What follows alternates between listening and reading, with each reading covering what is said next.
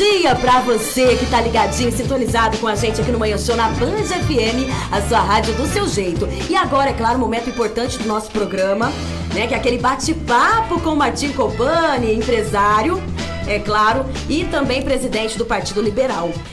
O nosso tema, como sempre, é o Mococa Produzir para Crescer. Um tema importantíssimo, porque aborda uma abordagem direta de como chegamos ao difícil momento e qual caminho seguir. Né, Martinho? Bom dia para você! Bom dia, Patrícia. Bom dia, ouvintes da Rádio Band FM Mococa. Estamos aqui em mais um programa, hoje falando um pouco sobre saúde, mas não desconectando do nosso assunto principal, que é produzir para crescer. Todo mundo de máscara, né? A nossa voz pode ser que tenha um pouco mais de dificuldade na fala, mas o objetivo é respeitar um momento difícil que o país está passando, que a gente tem algumas controvérsias em relação a isso, mas se está sendo adotado, vamos respeitar, né? Com certeza. E hoje, é claro, nós temos duas pessoas aqui também importantíssimas da saúde, presidente do Conselho Municipal de Saúde e, é claro, o enfermeiro técnico motorista do SAMU, José Antônio e Elvis. Bom dia, sejam bem-vindos aqui na Band FM. Bom dia a todos os ouvintes aí, é um prazer estar aqui com vocês hoje para tentar esclarecer um pouco e elucidar um pouco a situação que nós estamos vivendo nesse momento. Com certeza. Bom dia, gente, tudo bem? Obrigado, Martim, pelo convite, né? Obrigado, Paty, né, por estar aqui. Espero poder contribuir com vocês aqui no que a gente for possível, né, em relação à saúde. José Antônio, eu agradeço a sua presença e a do Elvis também, que pode enriquecer bastante o nosso bate-papo em relação à saúde do município. A saúde que no Brasil sempre esteve no centro de uma discussão muito grande, porque o problema de saúde no país ela já vem de muito tempo, né? O sucateamento, a nossa falta de infraestrutura na saúde é lamentável de muitos anos, né?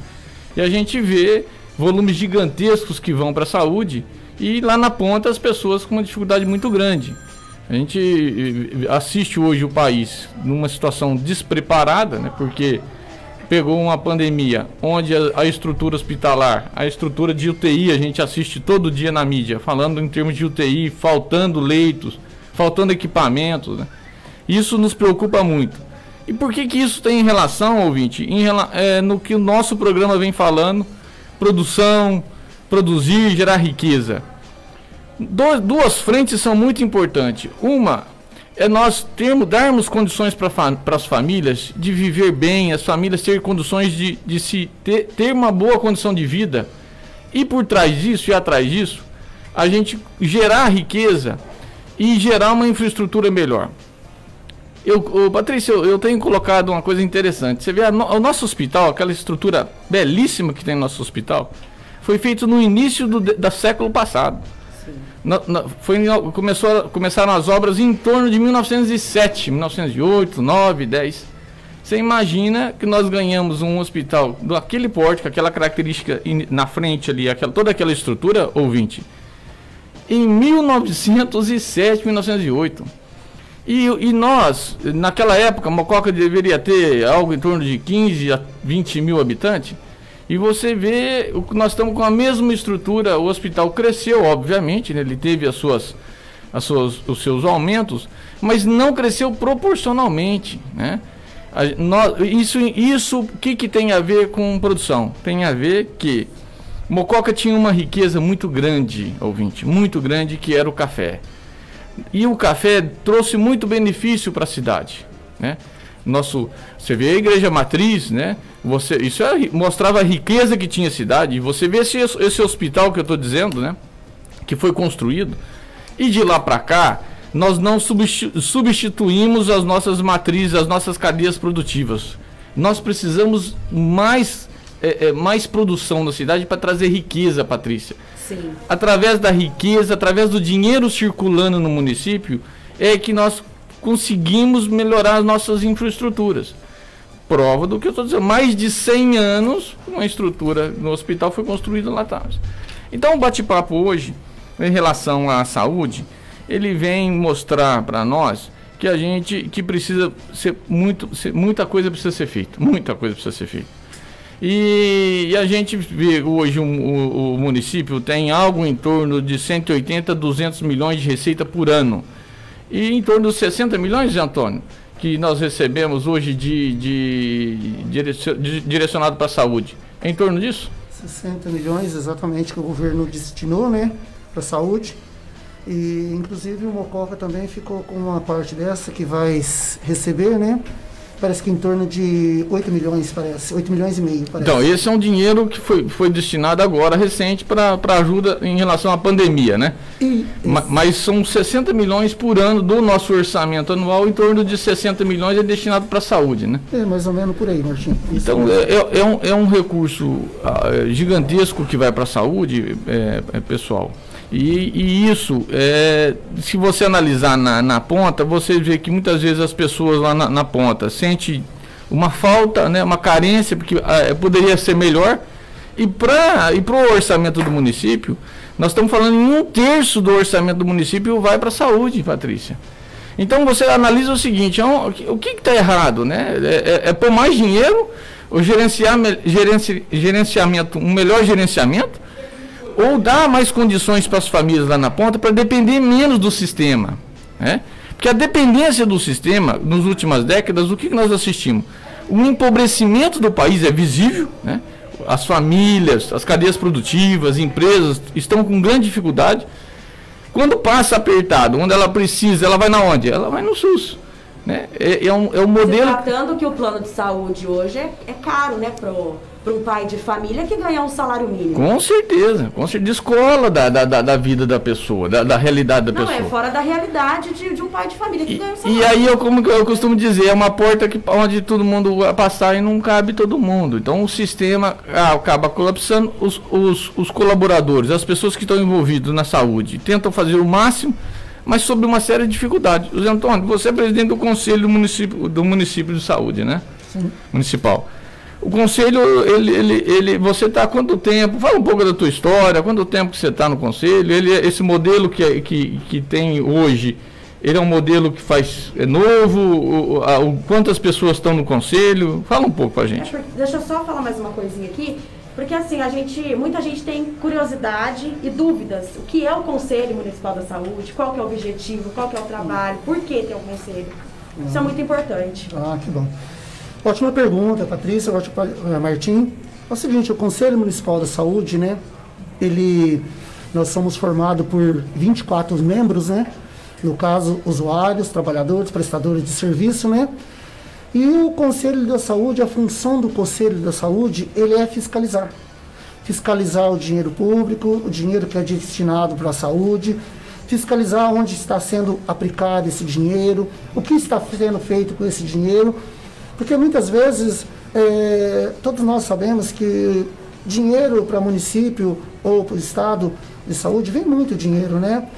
E sabendo usar ele direitinho, né? Direcionar eles nas devidas funções, ele é bem usado. Porque existem as verbas que vêm do Receita Federal e Estadual, né? Elas vêm engessadas. O que eu quero dizer com isso? Essa verba engessada, ela vem destinada exclusivamente para aquela função.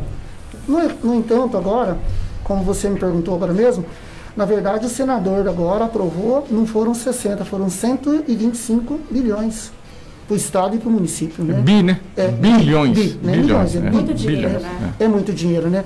Então, assim, se esse dinheiro for bem usado, e no caso agora, nessa época que nós estamos passando de pandemia agora, está sendo destinado muita verba para os estados, para o município, né? Para uso próprio do corona, né? Do coronavírus. Então, esse dinheiro, se for bem usado, gente, a saúde nossa saúde, não digo, vou dizer como mocoquense, ela será bem assistida, né? Sabendo usar essa verba, sabendo usar esse dinheiro, né, direitinho, destinando realmente para onde tem que ser destinado, ele será bem assistido. Por exemplo, pegando equipamentos IPI para os funcionários, para os enfermeiros, para os motoristas, né? Para os funcionários da saúde, né?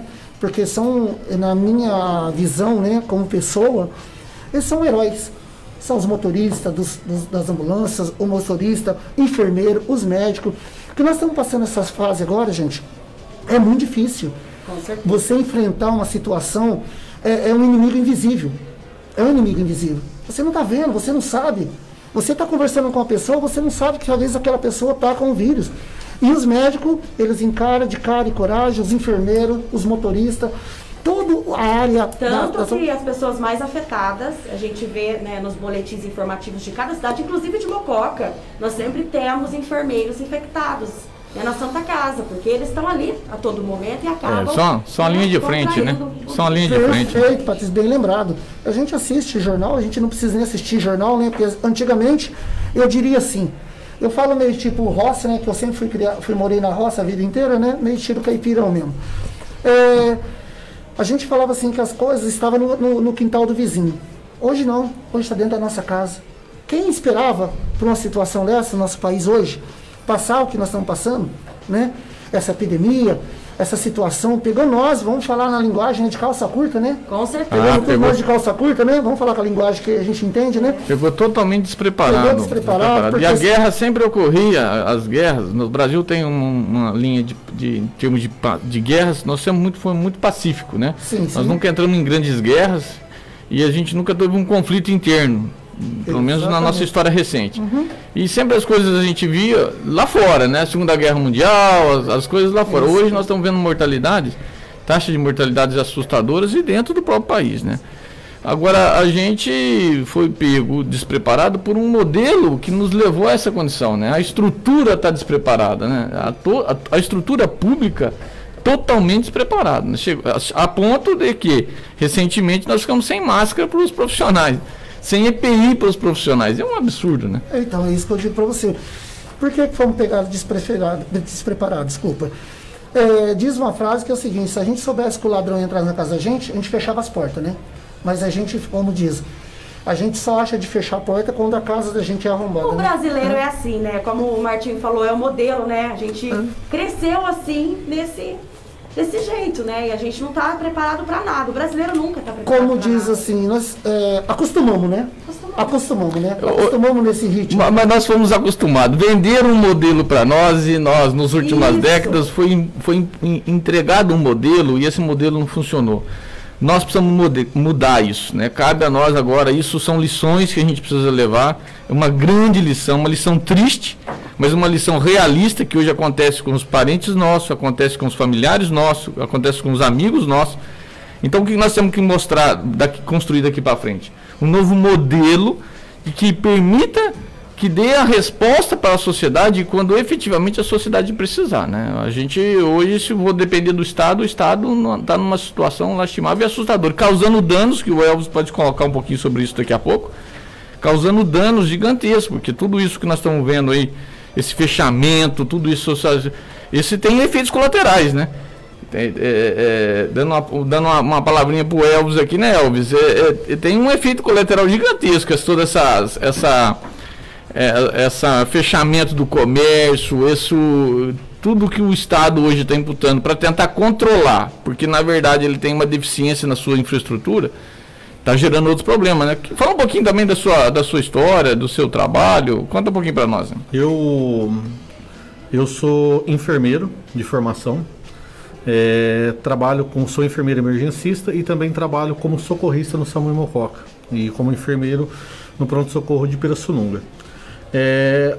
O modelo de saúde no Brasil, isso não é de agora, é um modelo que nunca ligou para a atenção primária. Como vocês mesmos, filho, que vocês mesmos disseram aí que a gente trabalha com vamos curar depois que tem a dor, é o que acontecia. Nós nunca tivemos uma atenção primária voltado, um plano de governo para atenção primária, para cuidar da pessoa lá no início, para que ela não chegue lá na frente com a gravidade. Entendeu? Sempre com aquela questão de brasileiro, nós vamos tratar na hora que a situação está complicada. Mediatismo. Só deixava lá na frente. Isso aí, o que aconteceu com o coronavírus vindo, escancarou isso. É uma coisa que a gente já sabia. Exato. Que todo mundo já sabia. Nós da área da saúde, a gente, desde a época de formação, sempre falando muito sobre isso. Só que agora o coronavírus veio e escancarou essa ferida. E parece que as outras doenças sumiram, né? Não sumiram. Né? Nós estamos tendo, nós como profissionais de saúde, nós estamos tendo, estamos vendo nas nossas portas de emergência uma coisa muito complicada. Nós temos que combater um vírus que está aí, que ele é muito agressivo, muito contagioso, que às vezes ele deu a impressão de lá no começo de achar que não era nada, e que agora ele veio e está mostrando que aquele veio, porque vocês viram os comentários em meios sociais, nas mídias sociais, no começo, antes lá do carnaval, quando já se falava que talvez a gente já tinha tido a contaminação, era uma gripinha. Depois veio uma situação falando que nós tínhamos um país quente, que ele não ia disseminar. E agora a gente está vendo que hoje ele está disseminando no estado e está arrebentando o estado, que é um dos mais quentes do Brasil, que é o Amazonas. E com o sistema de saúde lá totalmente desmantelado. Desmantelado. Entendeu? Entendeu? Agora, ou seja, o que está acontecendo agora? Curando. Entendeu? Tratando essa ferida que aberta, que todo mundo. Que o Amazonas, o sistema de saúde dele não foi arrebentado agora por causa do coronavírus. Ele já era. Já era. Entendeu? E nossas portas de emergência hoje, que eu queria chamar a atenção dos caros ouvintes, gente. O que está acontecendo? O coronavírus está aí, a gente tem que se cuidar, só que as outras doenças não deixaram de existir. A gente continua tendo infartos, a gente continua tendo problemas respiratórios extra-Covid. E o que a gente está vendo nas portas? Que as pessoas, por medo, por causa desse bombardeamento de mídia falando de coronavírus, por medo de procurar uma unidade de saúde, está procurando essa unidade de saúde tardiamente. E na hora que chega lá pra gente, já chega numa complicação clínica muito grave. Entendeu? Então eu falo que essa aí vão ser as mortes causadas pelo Covid que nunca tiveram Covid. É. Olha só, olha aqui, olha que situação que a gente vai entrando, né? Por um modelo que está causando danos há muito tempo e agora está se externando, né? Então há um apavoramento das pessoas, as pessoas ficam preocupadas em sair de casa, muitas vezes, principalmente as faixas de risco, não procuram ou ficam postergando. Em saúde, quando você posterga, o custo fica muito maior, né? Não é custo financeiro, não, é custo do tratamento, dificuldade do atendimento, a dificuldade da resposta do tratamento, né? E não é só os idosos não, viu, Martinho? Essa semana mesmo agora, a experiência profissional minha, me chegou um jovem para mim de 21 anos, com uma dor abdominal intensa, entendeu? Chegou para mim na porta de emergência, eu vi visivelmente que ele estava numa gravidade clínica muito grave, era uma simples apendicite, só que naquele momento ela já estava muito grave. E o relato dele para mim qual foi? Foi, por que você não procurou antes? Eu tinha medo de vir aqui, porque falou que aqui é o lugar que eu tenho mais chance de ser contaminado. Então eu estava na minha casa tomando remédio para dor.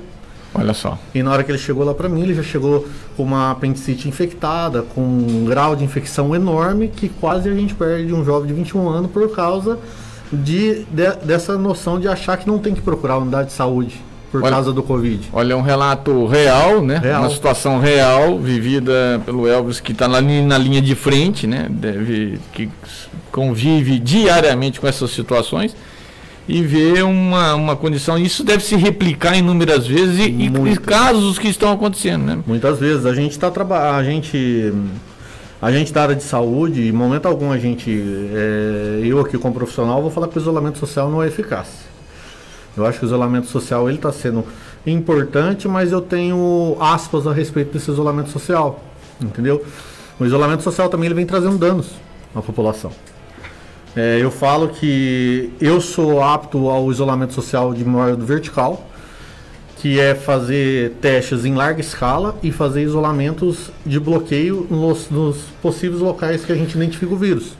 Os países do primeiro mundo, os países desenvolvidos fizeram isso. Você vê a Coreia do Sul dando um exemplo, Patrícia. A Alemanha, a Nova Zelândia fez um trabalho fantástico também. Então você vê, agora nós estamos aqui, um modelo sucateado, arrebentado e pior, por falta de gerenciamento. Porque essa situação toda na China começou em dezembro, houve uma carência de informação, né, gigantesca, que aí eu tenho até falado aí, a OMS tem uma certa culpa nisso, porque a OMS tinha que de certa forma ter segurado isso na China, não seguraram, deixaram vazar, e isso se espalhou pelo mundo, e o mundo não se preparou, principalmente o Brasil, né? Nós não se preparamos, houve carnaval, houve uma série de coisas, não se preparamos com máscara, inclusive quando fizeram as primeiras detecções, teve confisco de máscara porque não havia máscara, as indústrias não estavam preparadas. E agora saíram correndo comprar equipamento na China e a nossa indústria nacional em frangalhos, destruída por um modelo de 30, 40 anos que destruiu a nossa indústria nacional. Então olha o círculo vicioso que a gente entra. As pessoas ficam com medo, as indústrias não têm condição de processar, as informações elas não fluem. Então nós ficamos num modelo que precisa ser superado. Essa pandemia vai nos dar uma grande lição, nós precisamos aproveitar isso para se libertar desse modelo que nos trouxe até aqui. Um modelo muito triste, né, Elvis? Porque você está lá na ponta e está vendo muita coisa, né? Não, hoje o que veio nítido para a população é uma coisa que a gente já vivia diariamente. A gente já sabia que o sistema nosso era um sistema teoricamente falido, entendeu? Não tinha investimento público. Gente, os governantes, isso aí eu sempre falei, ele nunca investia em saúde, porque saúde não aparece. Entendeu? Eu sempre falava quando eu estava lá no começo, quando eu entrei dentro do sistema, eu aprendi isso. Por quê? Para um governante, quando ele vai investir, o que é melhor ele investir? Ele levantar um prédio e fazer um asfalto, ou ele investir na saúde, numa coisa que está escondida? Entra naquela mesma questão de não fazer galeria debaixo da terra, é a saúde. Entendeu? Mas né, o modelo nosso criou uma dependência da população, e a população, hoje que você joga, o dinheiro que você joga na saúde, ele é insuficiente, porque o modelo está pressionado, todo mundo vai na saúde. Hoje, cada dia mais pessoas vai na saúde, vai no que eu falo, vai no modelo público de saúde, né? Cada dia mais a sociedade dependente desse modelo, o volume de dinheiro que vai não é suficiente, né? Porque não consegue atender as pessoas. E aí uma expressão que a gente costuma dizer, né? É o cachorro correndo atrás do rabo, cada dia mais, todo mundo numa situação difícil. E sempre faltando dinheiro. Você vê agora, né, você estava comentando, Zé Antônio, que está vindo 8 milhões, né? Dos 160 bi, 125 bi a nível nacional, né? Distribui, Mococa vai receber 80 milhões. 8 milhões. E essa questão de 8 milhões, gente, eu quero deixar para vocês ouvintes que não é pouco dinheiro. Eu vou dar um exemplo para vocês. A nossa UPA hoje que é construída, ela custou, a nossa UPA, para ser construída, aquele prédio, para ser construído, ele custou na época 1,2 milhões. Olha o retorno que não pode dizer. Gente? Então tá vindo 8 milhões. Daria para a gente construir aí, com esse dinheiro aí, pelo menos mais umas 3 UPAs. Então, para vocês terem isso eu estou falando, para vocês terem uma projeção do dinheiro que está vindo. Então agora, aí mostra nesse bate-papo nosso aí que com a importância do Conselho de Saúde, né? Do Conselho Municipal de Saúde, porque precisamos fiscalizar, precisamos ir atrás desses recursos, ver aonde está sendo aplicado, né? E porque vocês são a que representa a nossa sociedade, porque as informações são muito escassas, pelo menos eu, como presidente do partido, tenho buscado algumas informações e a gente percebe que o modelo atual da gestão pública, você não vê uma transparência nas informações, não é na saúde não, em tudo. Eu tenho buscado informações da prefeitura, há uma carência gigantesca. Agora, nós não estamos falando de uma empresa não, nós estamos falando de algo que é público, a coisa é pública, não existe a mínima justificativa de não se ter as informações transparentes. Eu acho que a sociedade precisa despertar para isso, as informações públicas precisam estar, como se diz, né? Num papel na praça da cidade. Todo mundo tem que estar sabendo de forma muito clara. Mas, Antônio... Tem uma pergunta aqui de um ouvinte, a Estela do Descanso. Ela está perguntando o seguinte: bom dia, Patrícia, eu gostaria de saber, José Antônio do Conselho, eu estou esperando uma consulta de vista faz 1 ano e meio, porque todo ano eu tenho que fazer exame de vista, porque eu fiz uma cirurgia de catarata, eu estou com irritação na vista. E ela quer saber por que demora, às vezes muito, se a demanda é muito alta, o que acontece? Bom, a Estela. Bom dia, Estela. Bem, Estela, como você bem sabe, talvez essa resposta, quem poderia responder corretamente para você, né, seria a Lúcia, né, do departamento, que ela que agenda as consultas. A gente sabe que não só de vista, como outras consultas também, tem demorado também um tempo hábito, né? Às vezes as pessoas vai lá, marca, fica 6 meses, 1 ano, 2 anos, às vezes. Chega a acontecer como é que caso, teria 2 anos, 1 ano para pegar uma consulta, né? Infelizmente. E também, assim, vou dizer, não é só no nosso município, né? A gente vê isso em geral, no país inteiro, infelizmente.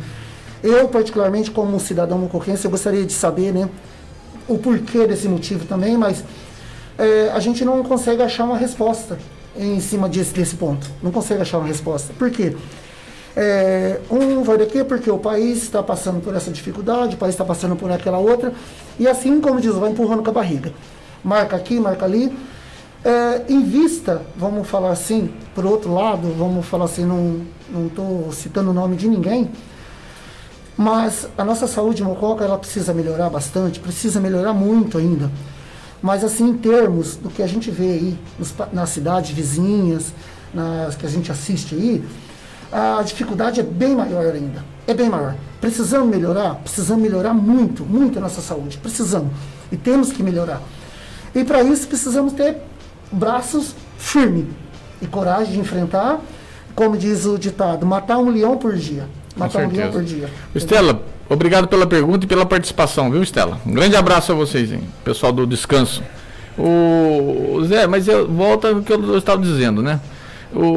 Zé Antônio, você tem um município importante, né, como Mococa, importante como município, como geração de renda, e um município importante regionalmente, num estado importante da nação. Olha, contextualizando.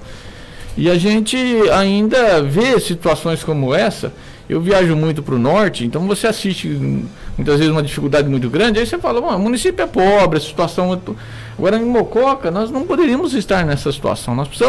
Nós temos que louvar pelo que a gente tem, né, até onde nós temos um hospital que tem dado uma resposta fantástica, a comunidade tem ajudado muito, o hospital tem feito um trabalho fantástico no município, nós temos os profissionais que têm ajudado bastante, dentro dos seus limites, mas nós precisamos descobrir, encontrar fórmulas de como melhorar isso efetivamente. E aí é onde casa com o nosso discurso de Mococa produzir para crescer. Eu enxergo que um dos grandes caminhos, e ele não é um caminho, não existe mágica, é um caminho longo que nós vamos ter que trilhar, mas nós temos que uma mudança de rumo. Qual que é a mudança de rumo? É investimento em atividades produtivas, investimento em geração de emprego, em geração de riqueza, melhoria do salário das pessoas, das famílias, dinheiro na ponta, na mão das famílias, nas cadeias produtivas, nas empresas, para que as empresas tenham condições, as famílias tenham condições de ter. Isso ocorre no americano, ocorre na Europa, né? As famílias têm uma condição de vida muito boa. Os outros países não têm SUS, né? É o que a gente tem existe não tem. até... É só particular. Não é o SUS lá, como a gente conhece aqui, que é a saúde universal, mas tem uns modelos de saúde pública. O SUS do Brasil, ele é muito bem visto internacionalmente, a estrutura dele. Entendeu? Você pega o modelo americano, o SUS, o modelo americano, ele não tem rede pública. São todas redes particulares e você tem um voucher, que, tipo assim, que é o custo de saúde, que você pode procurar qualquer hospital particular e o hospital particular te atende e recebe em cima do valor pessoa física para o hospital. Esse é o modelo americano. Só que também tem um problema muito sério, porque você tem um valor. E quando você atinge esse valor, o governo...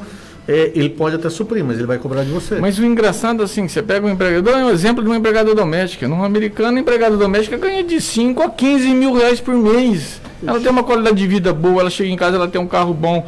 Estou citando um empregado doméstico, poderia falar de um pedreiro, poderia falar de uma outra profissão. E a gente o que eu quero dizer é o seguinte, lá o dinheiro está na ponta, está na mão das famílias. E com isso gera uma condição de vida melhor. A pessoa tem condição de vida, de ir numa farmácia, de ir quando precisar ir no médico. Não que a gente ache que o SUS, o modelo que está aí, está errado, mas ele está sobrecarregado. E, gente, a população depende muito do SUS. Aqui no começo do programa, o Martim mesmo falando sobre a fila nossa na Caixa. Só está conseguindo pegar esse recurso pessoas de baixa renda. O governo está filtrando muito. E quando nós vemos uma fila dessa na frente da nossa Caixa Econômica Federal, aí dá uma projeção para nós de como nós temos famílias. Exatamente. São 50 milhões, um quarto da população do país está buscando lá. Essas famílias vão ter que buscar esse recurso mesmo, porque não tem outra maneira. O momento é delicadíssimo, mas isso mostra o quanto a gente não tem reserva, quando as nossas reservas estão no limite, as famílias, as empresas em situação dificílima, né? Mas você falou uma coisa, Martim, e tem muito sentido, sobre a reserva. É o que eu estava falando, despreparamento. Nós não estamos preparados para a situação.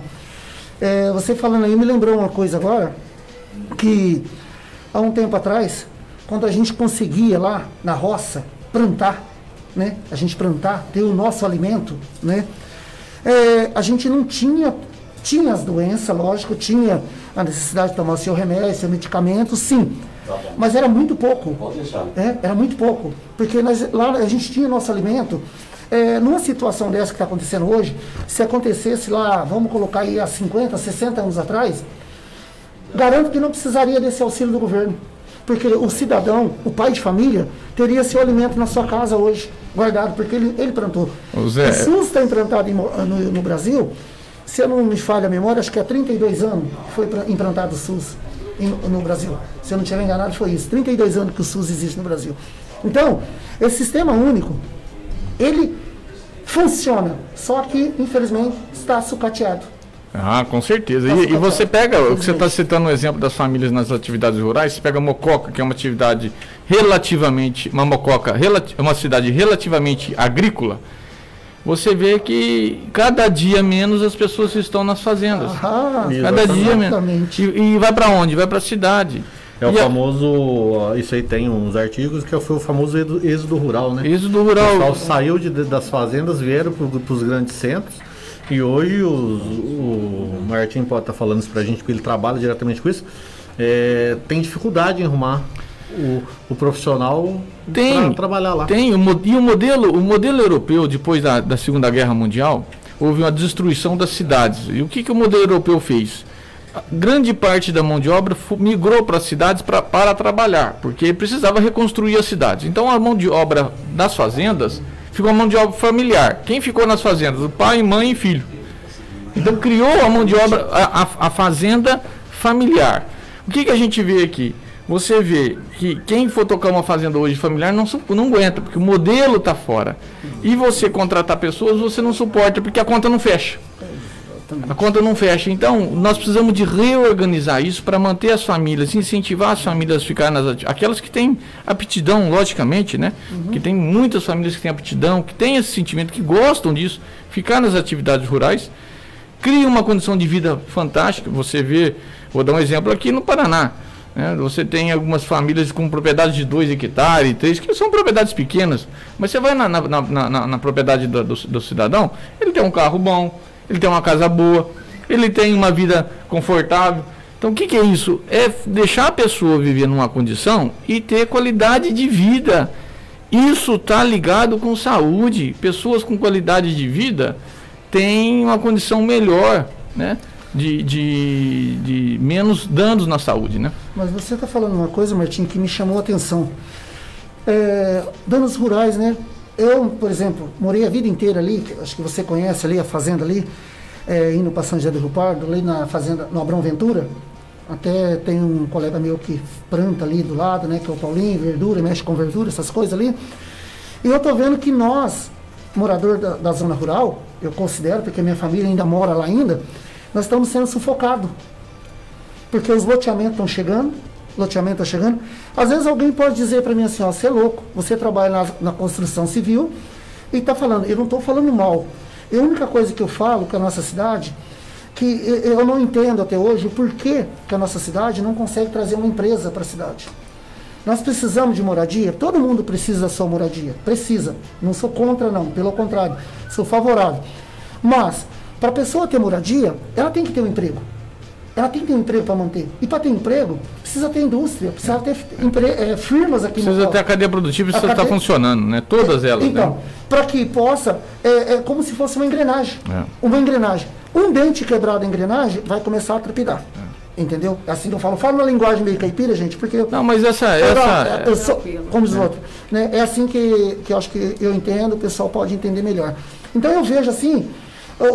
nós estamos sendo sufocados por uma situação que as construções, os loteamentos estão chegando, estão expulsando as pessoas da roça, obrigando as pessoas da roça a vir para a cidade. Ô Zé, tudo tem uma inter-relação, né? Você precisa da construção civil, você precisa de ter loteamento, você precisa de ter mais casa, você precisa... Só que o principal, nós precisamos de trabalho, nós precisamos de mais empresas, mais emprego, mais dinheiro circulando.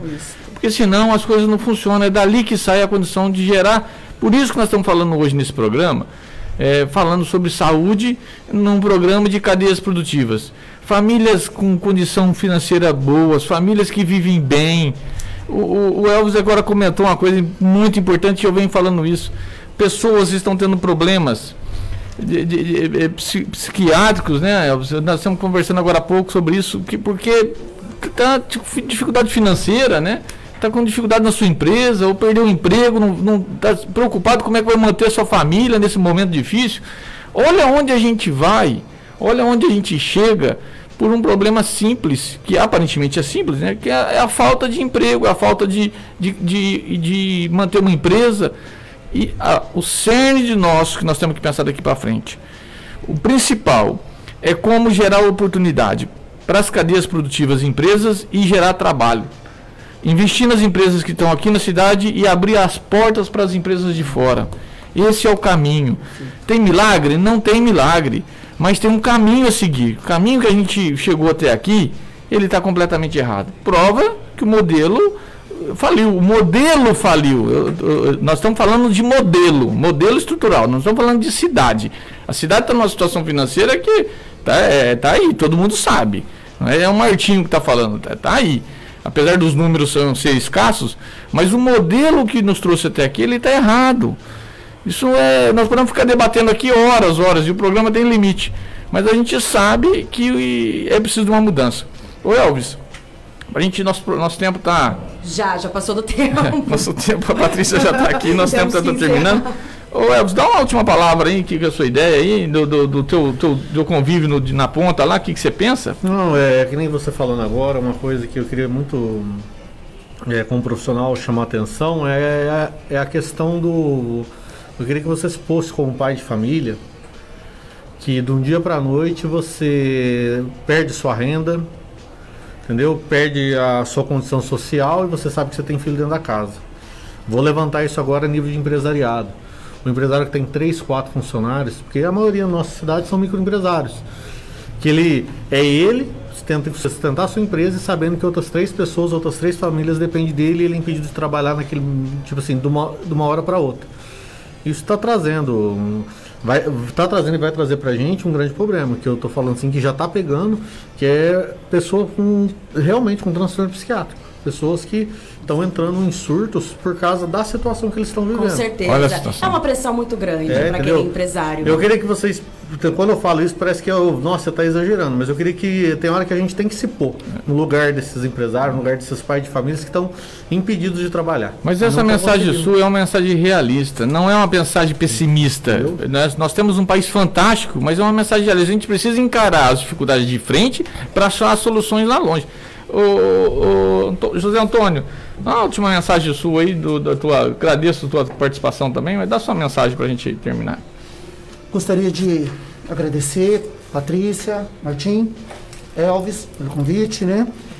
E dizer para o pessoal, de tudo isso que nós estamos passando, como dizia uma pessoa, né, o padre Adilson, né? De todas as coisas ruins, nós tiramos coisas boas. Nós vamos aprender muito com isso, Martim. Infelizmente, nós, brasileiros, nós só aprendemos de um jeito. Ou por amor, ou pela dor. Exato. E nós estamos aprendendo, infelizmente, pela dor, né? Gostaria de agradecer você, né? O teu programa, né? E a participação aqui. E, assim, dizer uma coisa que eu queria deixar bem claro. Nós, conselheiros, gente, nós somos voluntários. Nós não temos salário. São voluntários, porque muitas vezes as pessoas confundem. Você trabalha na prefeitura? Não. Nós trabalhamos, nós somos conselho. A gente não tem salário, somos voluntários. Apenas para poder auxiliar e ajudar a população. O que é o Conselho Municipal da Saúde? É um elo de ligação entre a população e o poder público. Nada mais, nada menos que isso. Com certeza. Aqui tem o Vanderlei da Terra Forte, ele está dizendo, então, perguntando quem vai fiscalizar sobre esse 8 milhões de reais que vai vir para Mococa. Então, no caso, é o Conselho Municipal de Saúde que vai estar fiscalizando, respondendo aqui para o Vanderlei da Terra Forte. Lucas Gabriel Gomes aqui também, mandando um abraço, um bom dia para os amigos José Antônio e também para o Martins e Elvis. Muito obrigado. O Vanderlei pela pergunta e o nosso amigo aí. Ok. Gente, muito obrada, viu, pela participação de vocês. E não só o Conselho, viu, gente? O Conselho é uma mão, um braço forte, mas nós temos o nosso legislativo. que está aí para isso também. Que precisa fiscalizar. Precisa fiscalizar. Patrícia, Zé Antônio, Elvis, muito obrigado pela presença, pela participação no programa. Um grande abraço a todos. Na última edição nossa, nós tivemos um direito de resposta, mas nós não falamos nome de ninguém. A ideia nossa é levar propostas para a cidade, fazer uma análise geral. A gente está aqui para falar, independente de fulano, a gente está vindo com uma proposta diferente de cadeias produtivas, mas é uma mensagem que a gente quer dar diferente, um olhar diferente para tudo isso que a gente enxergou até esse momento da cidade. Um grande abraço a todos, ouvintes da Band FM. Patrícia. Na próxima quarta-feira tem mais, né, Martinho? Muito obrigada, viu? Com certeza estaremos juntos. Um grande abraço. E um abraço aqui, só para encerrar, para a esposa aqui do Zé Antônio, né? A Eneide. Um abraço para você, minha querida. Isso aí, gente. Muito obrigada pela participação de vocês. Bom trabalho. Que vocês continuem com esse trabalho de vocês aí, que é maravilhoso, tá bom? Obrigada. É isso aí, a gente continua aqui com o Manhã Show na Band FM pra você. Vamos para os comerciais, daqui a pouco a gente volta. Band FM Mococa, ZYW 725, Rádio Clube de Mococa Limitada. 9h50. Sintonize a Band FM. Sintonize a Band FM 105.9. Casa de Carnes Nogueira é o